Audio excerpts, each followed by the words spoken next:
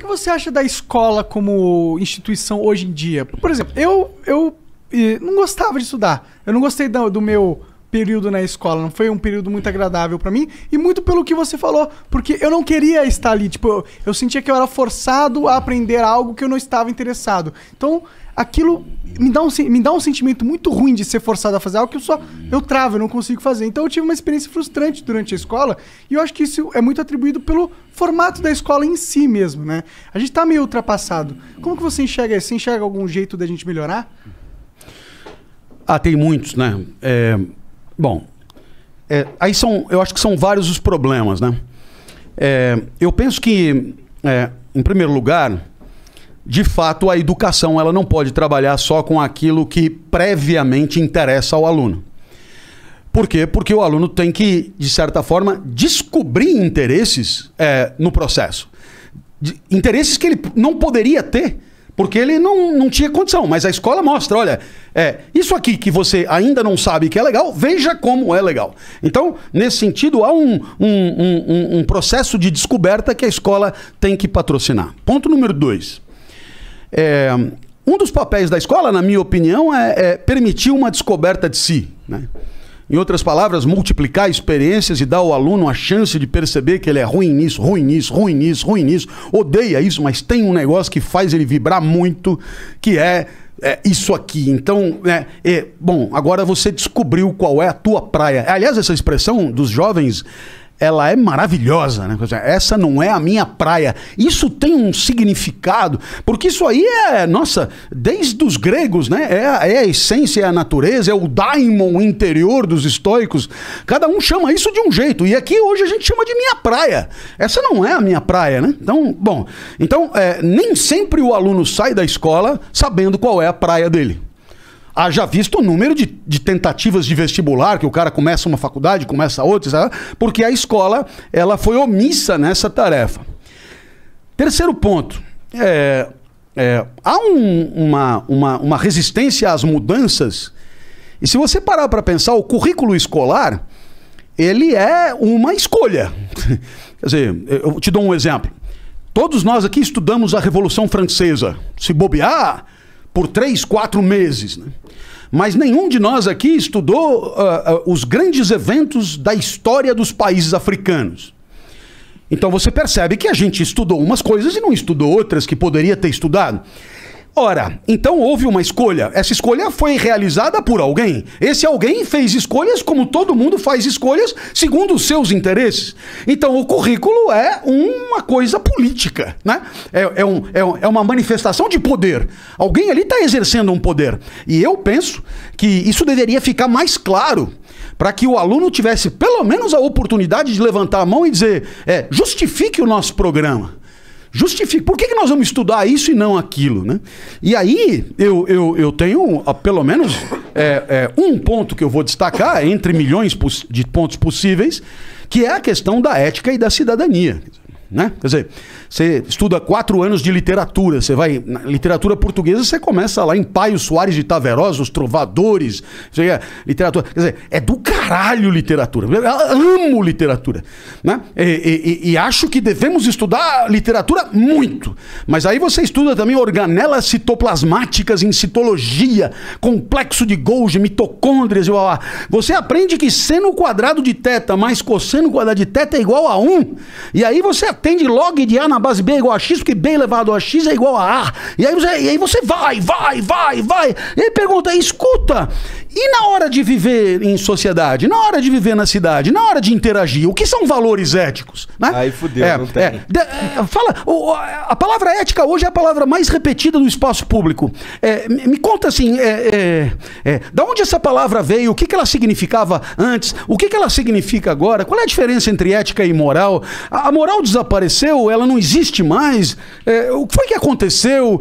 Por que as pessoas falam que falta tanta ética na nossa sociedade? Será que nós não temos mesmo valores? Ou será que os valores que a gente tem não são os valores que a gente deveria ter? Né? Será que a ética pressupõe uma escolha entre um valor e outro? Será que existe alguma complexidade? Será que a ética é uma tabela pronta ou a gente discute o que deve respeitar? Aí o aluno vai olhando e falando, velho, eu passei 12, 13 anos na escola, eu não sei te responder nenhuma dessas perguntas. Bom, então aí eu devo entender o seguinte, que sobre as organelas citoplasmáticas, a gente ficou um semestre. Agora, sobre a convivência na sociedade, fica no improviso, né? Entende? No improviso, quer dizer, se o professor X tomou a iniciativa de tratar do assunto, foi por conta dele. Mas não há eu diria, uma perspectiva sistemática, organizada, institucionalizada de ensino dessas questões, que são questões reconhecidas por todos como fundamentais. Quer dizer, pô, né? Porque o brasileiro é assim mesmo e tal, e ninguém olha. Bom, peraí, costuma-se dizer, né? Sempre responsabilizando a história, né, pela nossa situação, né? Não, porque quando os portugueses que vieram, eles eram presidiários e tal, e é por isso que a corrupção existe até hoje. Porra, mas não deu tempo ainda, velho, né? Já morreram os portugueses, os filhos, os netos, os bisnetos, não deu tempo de montar uma escola para formar gente honesta para dirigir o país, né? Entende? Quer dizer, isso parece que tira uma responsabilidade imensa que é a nossa, de formar a nossa classe dirigente, de formar uma cidadania lúcida, de formar, enfim... seres pensantes, cara, né? Só tem aqui na nossa sociedade, só tem a gente, velho. A impressão que dá é que todo mundo, o brasileiro é isso, o brasileiro é aquilo, o povo é isso, o povo é aquilo. Mas, velho, como é que você terceiriza se você é parte, né? Então, eu penso que há aí um monte de coisas que a escola poderia discutir e proporcionar, que são alternativas, que são necessárias, que são importantes, mas que, por conta, muitas vezes, de um apreço pela repetição, né, que é tranquilizadora, a gente acaba deixando as inovações tão alardeadas para o ano seguinte, né? Eu acho que tem uma falta de vontade política nesse sentido aí, de formar cidadãos que consigam pensar, né? É aquela velha história, né? Você vai fazer um cara que pensa e você não pode roubar ele, né? Fica mais difícil. Fica mais difícil, né? De tu enrolar aquela escolha política que a gente faz no currículo, né? A gente faz um currículo que é mais pro cara passar no concurso, pro cara fazer ele entrar na maquininha do sistema lá, dos diplomas e dos, sei lá, é uma merda. Mas, pô, a gente só vai passar por essa mudança na educação quando mudar politicamente a estrutura do país. E é foda, porque eu acho que o certo era o contrário. Só vai mudar a política quando a sociedade se movimentar pra mudar a política. Porque assim, pra esperar pra partir desses caras... fudeu. Como você percebeu, é meio que dialético. Quer dizer, vamos pensar junto. Vamos imaginar que numa cidade de 100 mil habitantes tenha lá um prefeito com uma rede municipal de ensino de escolas da prefeitura. E aí então, esse prefeito se candidata à reeleição. E os eleitores dessa cidade, eles vão decidir em reeleger o prefeito ou não. E você sabe o que eles fazem? Eles vão visitar as escolas para verificar as condições reais de ensino. Eles se interessam pelo desempenho dos alunos, né? Eles se interessam pela efetiva implementação das estratégias pedagógicas. Eles se interessam pelo resultado dos alunos ali nos exames nacionais. Eles se interessam. Aí eles vão, analisando tudo, eles dizem: olha, poderia ter sido melhor, mas reconhecemos que o prefeito deu a isso uma importância muito grande e, portanto, ele merecerá o nosso crédito para mais 4 anos, desde que prometa superar esses 4 primeiros anos, porque nós vamos voltar e vamos reavaliar a escola, a educação e o desempenho dos alunos para poder dar ou não voto. Eu te pergunto, se acontecesse isso numa cidade como seria a educação dessa cidade? Ah, seria... Porra, velho! Né? Nossa, o professor ganharia pra caralho! Teria laboratórios, teria biblioteca, teria condições, as escolas trariam pedagogos estrangeiros. Velho, por quê? Porque o critério pra eu me reeleger é a educação. Então, velho, nós vamos deixar isso aqui um brinco, né? Eu te pergunto, se isso não acontece, por que será? É porque é um tema irrelevante. Em outras palavras, por que a escola importa? Porque é um lugar onde eu deixo a criança enquanto eu estou trabalhando. Então, esse é o limite da coisa. Eu tenho que deixar em algum lugar. Agora, o que acontece lá dentro... Caguei. Até porque...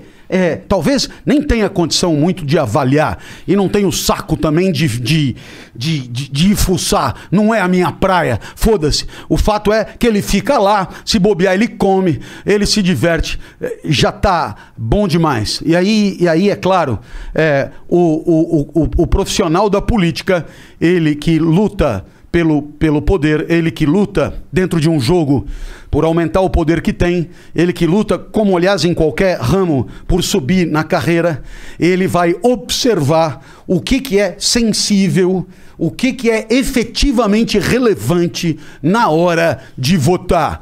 E ele sabe fazer isso, porque para isso ele gasta com pesquisa e tal. E ele diz, olha, escola, né? Eu acho que o que importa é segurança mesmo. Nós vamos, perto da eleição, botar guarda em tudo que é esquina e bababá, e aí sim vai ser mais efetivo para conseguir me reeleger. Então, você percebe que é um negócio muito...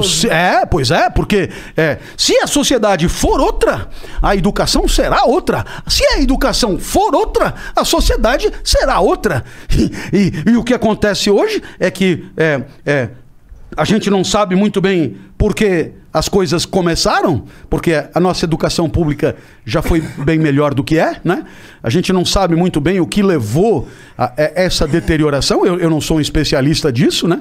Mas o certo é que um diretor de escola na década de 50 do século passado ganhava o equivalente a um desembargador. Hoje provavelmente ganhe 10 vezes menos. Então a sociedade foi aceitando uma diminuição de qualidade do corpo docente, das condições materiais de estudo e assim por diante. E aí, é claro, os políticos souberam interpretar isso de forma a direcionar seus esforços, as verbas públicas, né, as políticas públicas para outros setores que não são a educação. É um pouco como eu entendo isso. Um pouco triste, mas real, né?